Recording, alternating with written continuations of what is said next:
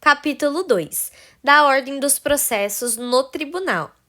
Artigo 929. Os autos serão registrados no protocolo do tribunal no dia de sua entrada, cabendo à secretaria ordená-los com imediata distribuição. Parágrafo único. A critério do tribunal, os serviços de protocolo poderão ser descentralizados mediante delegação a ofícios de justiça de primeiro grau. Artigo 930.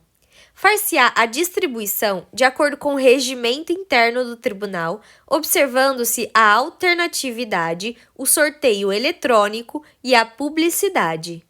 Parágrafo único. O primeiro recurso protocolado no tribunal tornará prevento o relator para eventual recurso subsequente interposto no mesmo processo ou em processo conexo. Artigo 931. Distribuídos, os autos serão imediatamente conclusos ao relator que, em 30 dias, depois de elaborar o voto, restituí-los-á com relatório à Secretaria. Artigo 932. Incumbe ao relator 1. Dirigir e ordenar o processo no tribunal, inclusive em relação à produção de prova, bem como, quando for o caso, homologar autocomposição das partes. 2. Apreciar o pedido de tutela provisória nos recursos e nos processos de competência originária do tribunal. 3. Não conhecer de recurso inadmissível, prejudicado ou que não tenha impugnado especificamente os fundamentos da decisão recorrida. 4. Negar provimento a recurso que for contrário a súmula do Supremo Tribunal Federal, do Superior Tribunal de Justiça ou do próprio tribunal. B. Acórdão proferido pelo Supremo Tribunal Federal ou pelo Superior Tribunal de Justiça em julgamento de recursos repetitivos. C. Entendimento firmado em incidente de resolução de demandas repetitivas ou de assunção de competência. 5. Depois de facultada a apresentação de contrarrazões, dar provimento ao recurso se a decisão recorrida for contrária a súmula do Supremo Tribunal Federal, do Superior Tribunal de Justiça ou do próprio tribunal. B. Acórdão proferido pelo Supremo Tribunal Federal ou pelo Superior Tribunal de Justiça em julgamento de recursos repetitivos. C. Entendimento firmado em incidente de resolução de demandas repetitivas ou de assunção de competência. 6.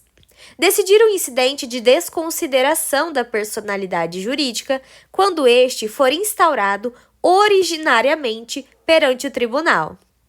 7. Determinar a intimação do Ministério Público quando for o caso. 8. Exercer outras atribuições estabelecidas no regimento interno do tribunal. Parágrafo único. Antes de considerar inadmissível o recurso, o relator concederá o prazo de 5 dias ao recorrente para que seja sanado o vício ou complementada a documentação exigível. Artigo 933. Se o relator constatar a ocorrência de fato superveniente à decisão recorrida ou a existência de questão apreciável de ofício ainda não examinada que devam ser considerados no julgamento do recurso, intimará as partes para que se manifestem no prazo de 5 dias. Parágrafo 1º. Se a constatação ocorrer durante a sessão de julgamento, esse será imediatamente suspenso a fim de que as partes se manifestem especificamente. Parágrafo 2º.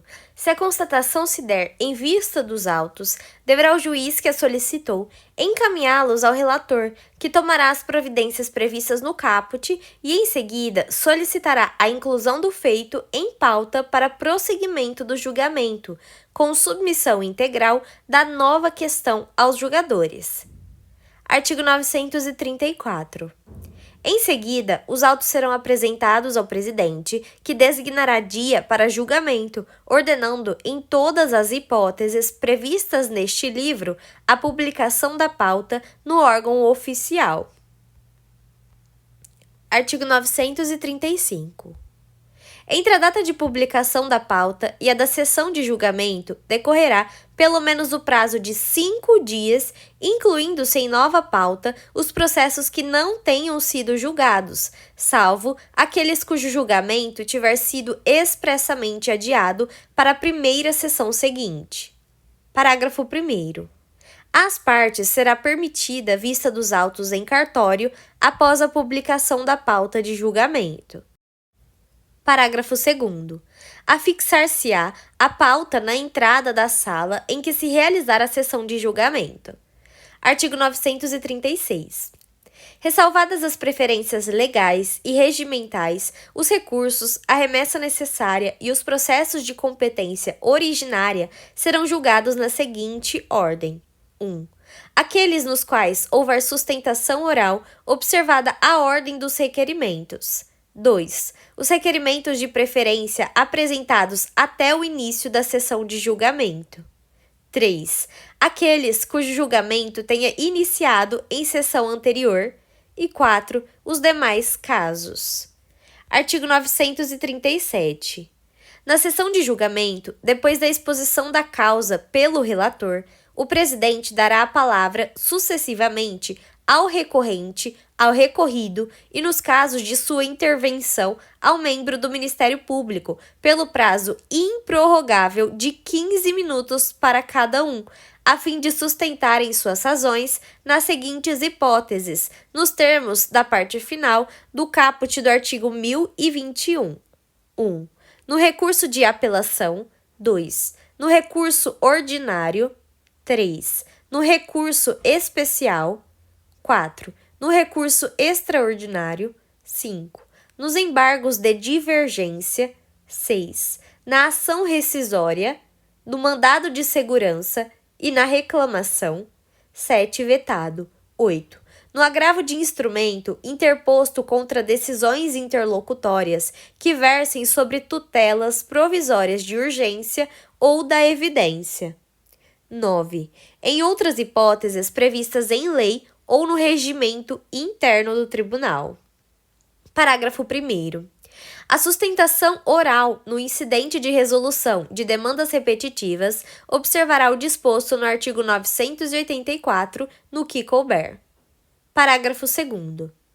O procurador que desejar proferir sustentação oral poderá requerer, até o início da sessão, que o processo seja julgado em primeiro lugar, sem prejuízo das preferências legais. Parágrafo 3º. Nos processos de competência originária previstos no inciso 6, caberá sustentação oral no agravo interno interposto contra a decisão de relator que o extinga. Parágrafo 4. É permitido ao advogado, com domicílio profissional em cidade diversa daquela onde está sediado o tribunal, realizar sustentação oral por meio de videoconferência ou outro recurso tecnológico de transmissão de sons e imagens em tempo real, desde que o requeira até o dia anterior ao da sessão. Artigo 938. A questão preliminar suscitada no julgamento será decidida antes do mérito, deste não se conhecendo caso seja incompatível com a decisão. Parágrafo 1º. Constatada a ocorrência de vício sanável, inclusive aquele que possa ser conhecido de ofício, o relator determinará a realização ou a renovação do ato processual no próprio tribunal ou em primeiro grau de jurisdição, intimadas as partes. Parágrafo 2º. Cumprida a diligência de que trata o parágrafo 1º, o relator, sempre que possível, prosseguirá no julgamento do recurso. Parágrafo 3º. Reconhecida a necessidade de produção de prova, o relator converterá o julgamento em diligência, que se realizará no tribunal ou em primeiro grau de jurisdição, decidindo-se o recurso após a conclusão da instrução. Parágrafo 4. Quando não determinadas pelo relator, as providências indicadas no parágrafo 1º e 3º poderão ser determinadas pelo órgão competente para julgamento do recurso.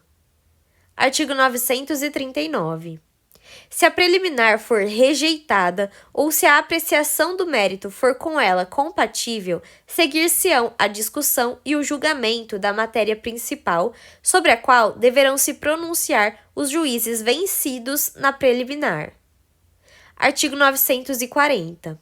O relator ou outro juiz que não se considerar habilitado a proferir imediatamente seu voto, poderá solicitar vista pelo prazo máximo de 10 dias, após o qual o recurso será reincluído em pauta para julgamento na sessão seguinte à data da devolução.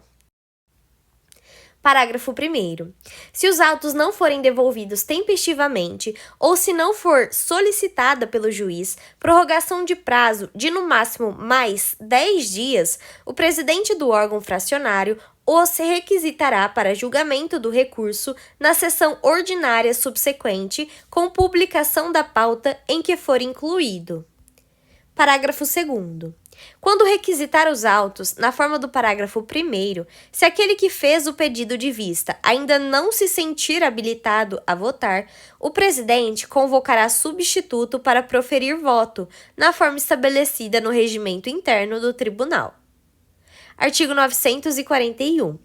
Proferidos os votos, o presidente anunciará o resultado do julgamento, designando para redigir o acórdão o relator ou, se vencido este, o autor do primeiro voto vencedor.